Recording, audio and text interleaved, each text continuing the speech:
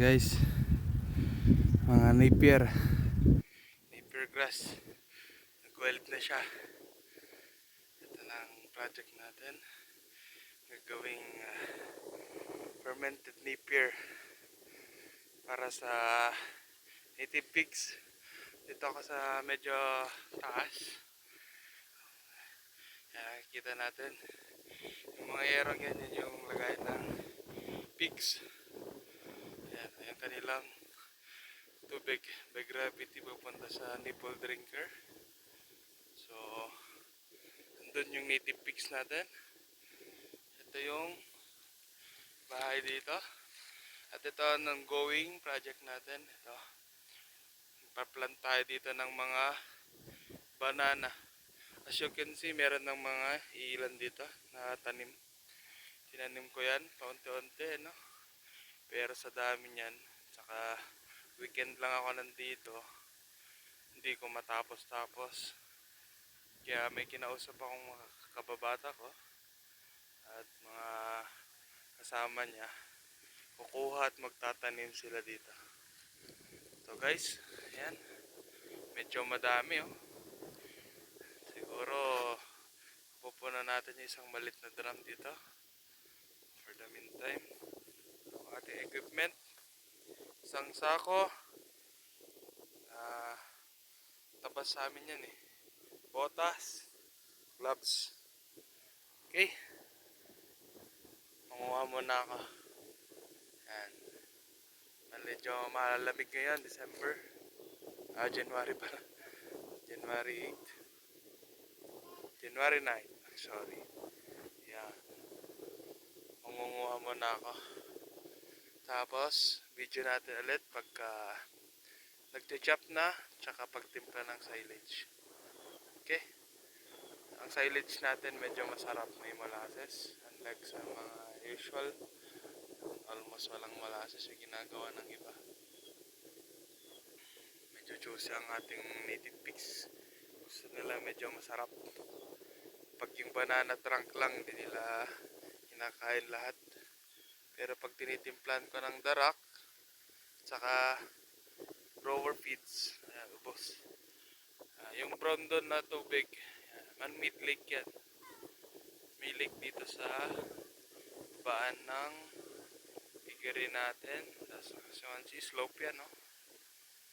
Paangat yan, paangat hanggang dun sa taas. Nagtanim pa ako ng napier doon, pero dito muna tayo, mas madaming, tsaka abot na abot. Ayan, kita nyo guys, halos hindi lumalaki yung coconut trees. Yan yung masarap. Anong tawag nga dyan? Yung kalimutan ko na. Yung matamis na ano, nyug. Pero ano yan, more than 20 years na yan, di pa rin namunga. Ano ba yan? Ganun ka pangit ng land natin dito. So ayan, ginawa natin, pinauling natin yung mga natumba ng bagyong uwan. Tapos yung mga lupa na yan, dyan tayo magtatanim ng saging. Sana lumaki sila mabilis. Yan, okay guys, para nyo lang yung next video. Ito na yung mga nakuha kong napier grass. Sinet up ko na rin tong ating chopper. Ayan. Okay, let's start.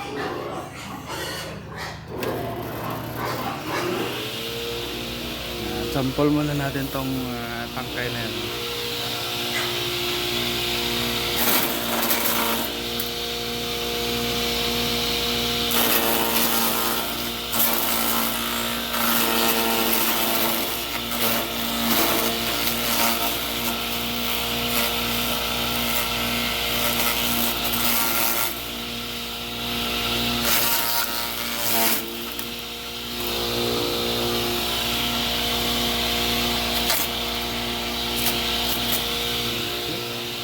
Kayang-kaya naman. Subukan natin yung dahon ng una. Ito makapal. Pagka nahuli kasi yung dahon, mas mahirap i-chop.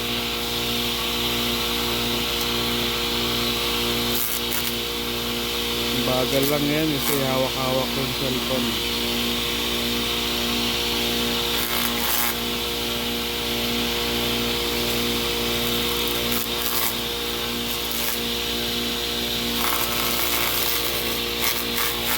Mas pino siya dito sa maliit na butas, pero kitang-kita naman pinong-pino.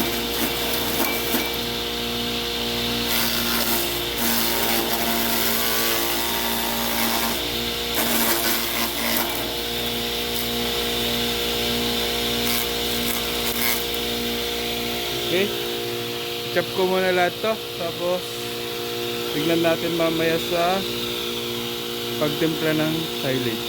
Okay, madami-dami eh. Okay guys, ayan, medyo madami na rin.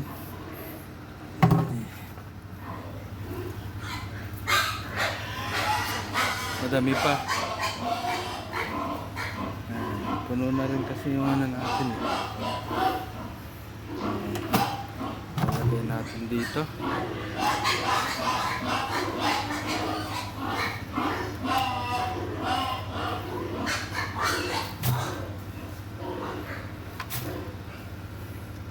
Kita nyo guys, pinong-pino siya.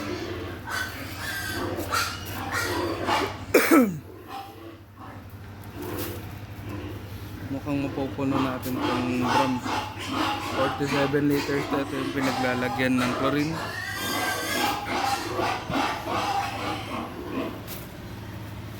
So ang gagawin ko dito,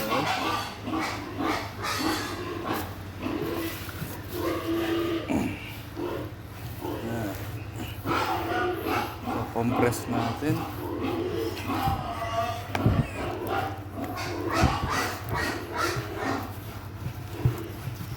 Okay, mga about 3 to 4 inches yung kanyang nalagyan. Gutom na. Ito, may molasses tayo dito.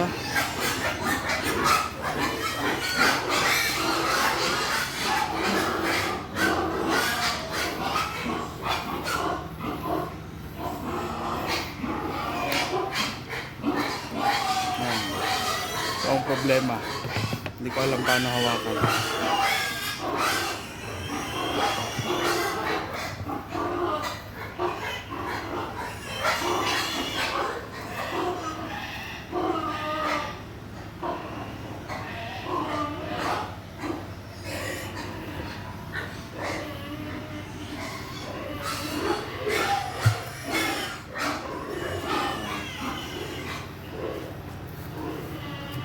Tapos, para mas sumarap, meron akong biniling seal.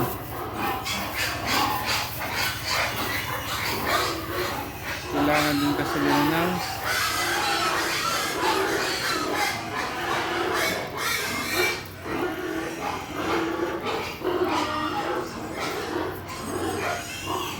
then, lagyan ulit natin.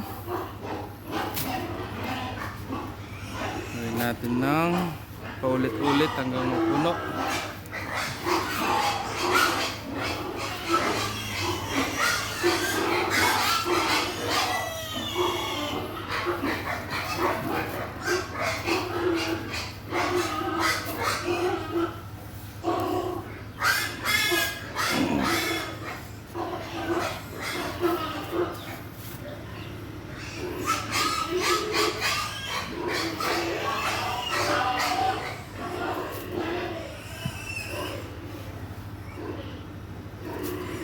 Tapos, sitsirin natin ulit.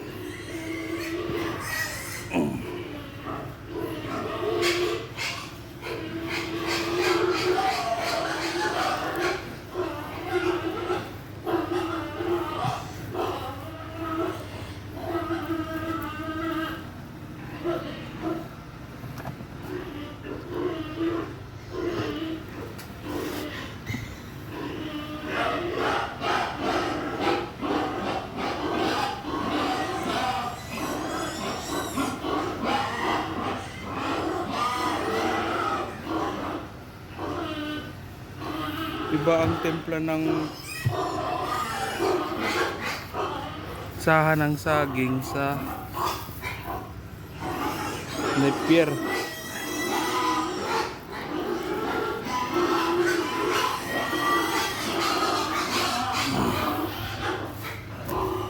Guys, halos kalahati na. Madami ating na-harvest ko kaninang Napier. Yung sobra, papakain ko ng fresh. Yan.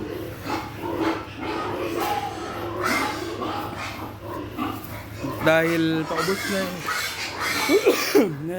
chop natin, tuloy muna ang chop. Pakita ko na lang pagka patapos na. Yan.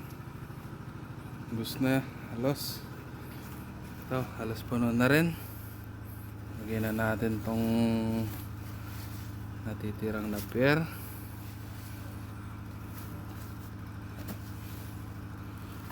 Halos pinong-pino siya. Imposibleng di kakainin ng native yun.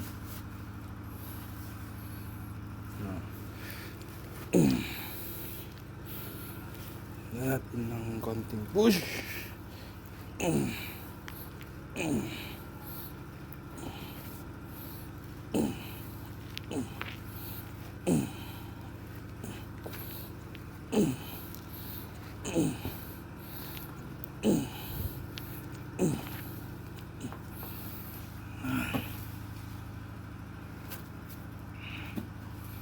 Dami-dami pa.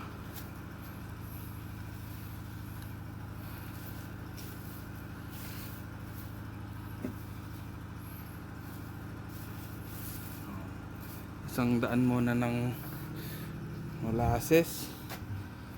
Tapos last na lagay na natin ito.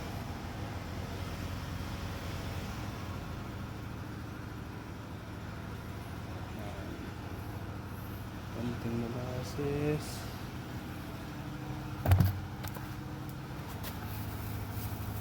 Asin.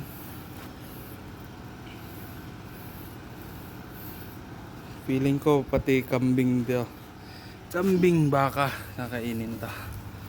Kasi tad ba naman ng molasses at asin eh. Matamis, mahalat. So, may electrolytes tsaka mga ano na yan. Minerals. Plus fermented pa. So mas magiging healthy. Matrabaho nga lang. Mahirap mag-harvest pag malalaki na yung Napier eh. Kaya kailangan regular siyang natitrim para manageable siya. Hindi makukuha yung mga matitigas na part. Dapat kasi yung mga medyo greenish, yung malalambot pa, yung makuha. Para kayang-kaya ng chopper. Saka hindi din mahirap kainin ng ano, mga alaga. Ito guys, napanood ko siya, pinapakain sa native pigs. Napanood ko sa isang YouTube video. Pasensya na, nakalimutan ko na kung sino yung at anong channel yung gumawa ano. Kasi namunan tayo, browse lang sa YouTube University. Anong mga alternative feeds para sa mga alaga natin, no?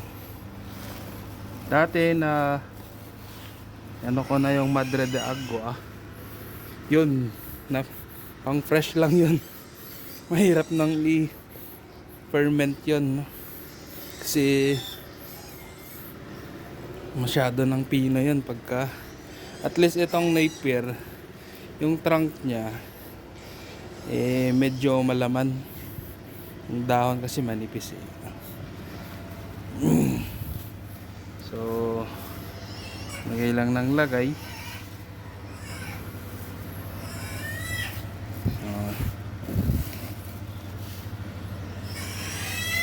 So may biro sa amin, lagyan daw natin ng asin para hindi langgamin. Okay?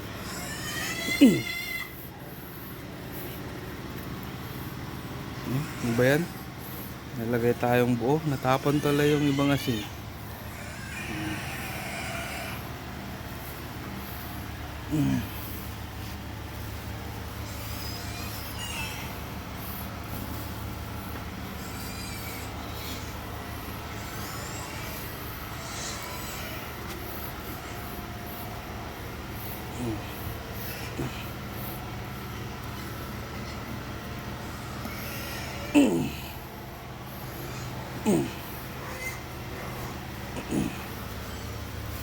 Dami-dami pa naman to. Lagay lang ng lagay.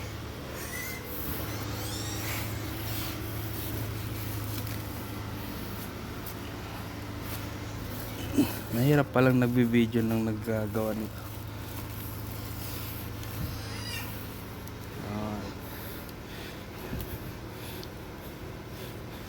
Okay.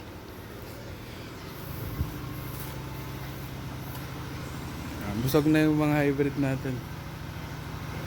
Papakain pa. Yung native breeder mash, kumakain pa. Ito guys, update. Yung ating Vietrin nanganak na. Puro puti oh. Malakas yung lahi ng large white. Cross sa large white kasi yung Vietrin na yun. Gutom na sila. Yung mga hindi natin na chop, papakain natin sa kanila. Ito, pabayaran na natin.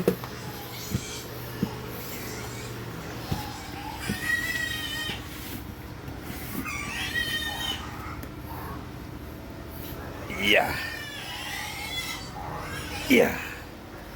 Okay.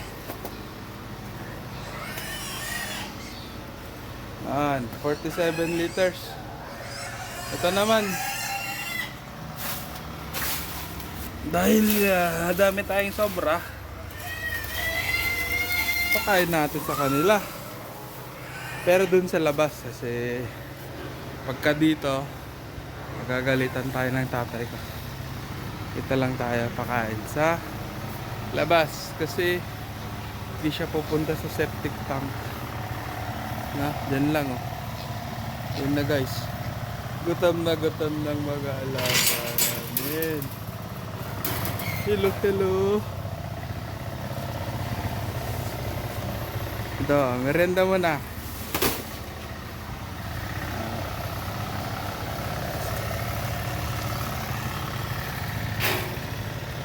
Kunin natin yung iba. Doon ako guys, galing. Sa taas.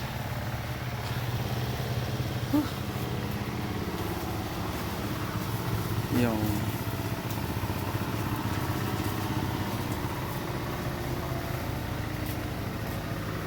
ito, nagtatanim ulit tayo ng Padre d'Agua yun. Yes, yun, maliit yun.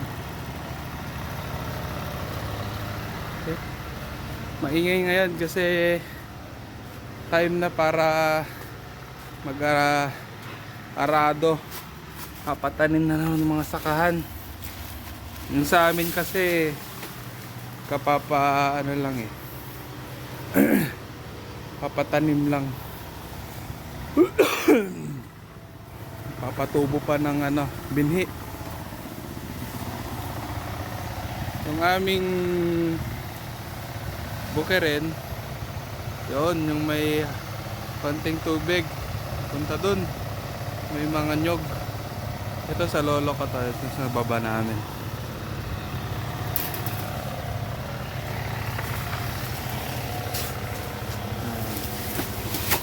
Madami-dami. Kala ko kukulangin kanina eh. Nakailang balik ako. Harvest. Naglagay pala yung tatay ko ng solar light. Hindi ko lang napansin. Maambon na dito. So pagilang natin yung mga Okay guys, ganun lang. Ito, may mga drum ako dito. Pero ito, wala nang laman. Ito mais. Pakainin natin yung native. Yan. Pero yung nappier grass natin, mostly 2 weeks daw yan eh. Sige, pag ubos nitong banana trunk, fermented banana trunk natin, yun yung susunod natin pakain. Yan guys.